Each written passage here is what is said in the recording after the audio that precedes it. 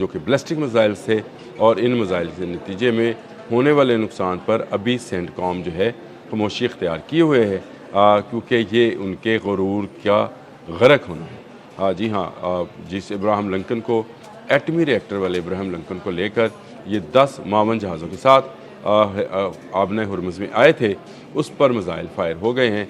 तो super power का गुरूर जो है वो भी साथ उसके गर्क होता नज़र आ रहा है। पासदारान इनकलाब ने इस स्ट्राइक को कामयाब करार दिया है, लेकिन क्योंकि इंटरनेशनल मीडिया के अंदर सबसे ज़्यादा असर रसूख जो है अमेरिकन का है, और वो ऐसी ख़बरों को गोल करने में या रोकने में कामयाब हो जाते हैं। लेकिन ये बात 100% दुरुस्त है, जो कि सेंटकॉम ने भी मानी कि ये मिसाइल जो हैं ना सिर्फ फायर हुए हैं, बल्कि पासदारान इनकलाब का ये दावा कि ये 4 मिसाइल जो हैं बैलिस्टिक मिसाइल थे और उन्होंने अच्छा खासा नुकसान पहुंचाया है।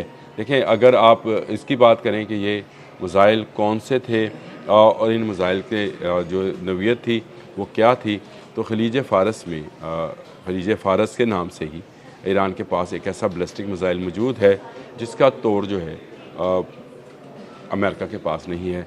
अमेरिकन सेंटकॉम ये ज़रूर कह रहा है, जो सेंट्रल कमांड ऑफिस है वो ये ज़रूर बात कर रहा है कि हमने 4 मिसाइल्स को जो है पहुंचने नहीं दिया। कहाँ तक? अब्राहम लिंकन तक। लेकिन ये पहुंचे हैं कहाँ तक?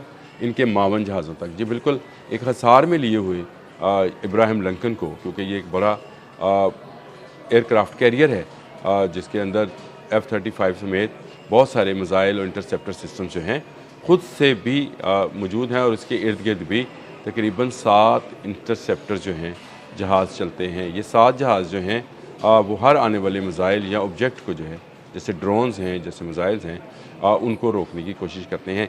ये पहला मौका है कि 4 मिसाइल जो हैं बैलिस्टिक मिसाइल जो हैं रोके हैं। अभी ये स्वाम अटैक नहीं है, ईरान ने इस पर स्वाम अटैक करना है और फिर आपको वो जो अमेरिकन कहते हैं, फिर अमेरिकन को मज़ा चखाना है कि किस तरह इब्राहिम लिंकन जो है वो सिंक करता है और ये अमरीकी टाइटैनिक कैसे डूबता है। ये डूब जाएगा क्योंकि स्वाम अटैक का जवाब इनके पास नहीं होगा। मुख्तलिफ नौइयत के मुख्तलिफ अनवाह इक़साम के मिसाइल्स और ड्रोन्स जो हैं वो इस बहरी बेरे पर टूट पड़ेंगे और उनके रोकने की सलाहियत जो है फिर अमेरिका के पास नहीं हो गई। ईरान एक ख़ास हिकमत अमली के तहत एक ख़ास पॉइंट का इंतज़ार में है जब वो इन तमाम जहाज़ों को जो है नीस्त नबूद करेगा। अभी वो इनके इंटरसेप्टर्स चेक कर रहा है, इनकी दिफाई नवीयत की जो तनसीबात है उनका जायज़ा ले रहा है, और इनके इस एयरक्राफ्ट कैरियर से उड़ने वाले F-35 जहाज़ों के इंतज़ार में है कि जैसे ही उड़ें और हमलावर हों, ईरान इसको डुबोने की पूरी कोशिश करेगा। ईरान की 40 के करीब आबदोज़ें इसीलिए समंदर में अपने क्रूज़ मिसाइल्स के साथ मौजूद हैं और जदीद तरीन क्रूज़ मिसाइल्स हैं, और इसके अलावा ड्रोन्स हैं, और ड्रोन्स के अलावा मिसाइल्स और बैलिस्टिक मिसाइल्स हैं। ये तमाम मिलकर इस पूरे बहरी बेड़े पर हमलावर होगा। ठीक है कि अमेरिकन टेक्नोलॉजी बहुत अच्छी है, लेकिन याद रखें शहीद अली ख़ामनेई ने एक बात बड़ी अहम कही थी। उन्होंने कहा, माना बहरी बेड़े की टेक्नोलॉजी जो है बड़ी आला है, लेकिन इसको डुबोने की टेक्नोलॉजी इससे भी आला है। वो टेक्नोलॉजी क्या है? वो क्या जो है चाइनीज़ वो मिसाइल जिसका अभी तक ईरान ने मुज़ाहरा नहीं किया है, और लेकिन मुआहदा किया था, वो पहुंच गया है, तो वो चल भी जाएगा और फिर वो इस इब्राहिम लिंकन को डुबो भी देगा। लेकिन ये बात ठीक है कि इस बहरी बेड़े पर एक बड़ा हमला करने में ईरान अब तक कामयाब हुआ है। सिर्फ 4 बैलिस्टिक मिसाइल्स हैं, और उस मिसाइल के चलने का आप अंदाज़ा करें कि उसकी आग और धुआं जो है कहाँ कहाँ से निकल रहा है। इस वक्त सेंटकॉम क्या तमाम मगरबी अखबार जो हैं वो इस बात को हाईलाइट कर रहे हैं कि इब्राहिम लिंकन पर एक बड़ा हमला हुआ है, लेकिन ये हमला जो है अभी मामूली नवीद का है। इस हमले को मज़ीद आगे बढ़ना है और इसके बाद इन जहाज़ों को डूबना है।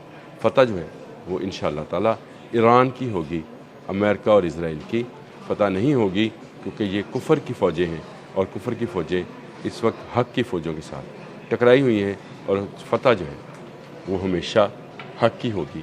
याद रखिएगा, सख्त वक्त है ईरान के लोगों पर, मुसलमानों पर, पूरे आलम इस्लाम पर, اس وقت کافی سخت وقت ہے، لیکن اس سخت وقت میں ہی آپ کو پامردی کے ساتھ، آپ کو جواں مردی کے ساتھ اور آپ کو جو ہے ہمت اور طاقت اور حوصلے کے ساتھ جو ہے اس پورے سفر کو اختیار کرنا ہے۔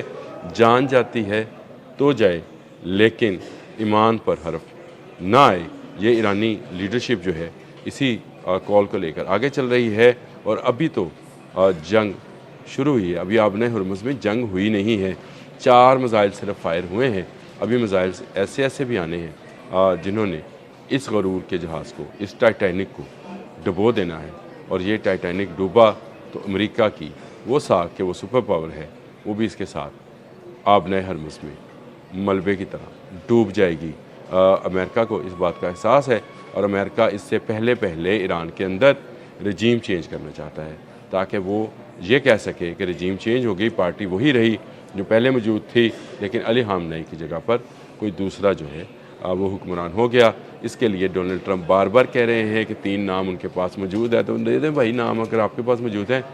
ایرانیوں نے تو اپنی کونسل جو 3 رکنی کونسل ہے اس کا کل اعلان کیا تھا، اور اسی کونسل کو لے کر شاید ڈونلڈ ٹرمپ یہ کہہ رہے ہیں کہ ان کے پاس 3 نام موجود ہیں، کیونکہ اس میں مسعود پزشکیان جو ہیں وہ بھی شامل تھے، علی رضا بھی شامل تھے، اور محسن بھی شامل تھے۔ یہ سب تمام وہ لوگ تھے جو مختلف عہدوں پر اس وقت بھی فائز ہیں، اور انہی کے پر مشتمل ایک کونسل جو ہے علی لاریجانی نے تشکیل دی ہے، تاکہ وہ فیصلے کر سکے۔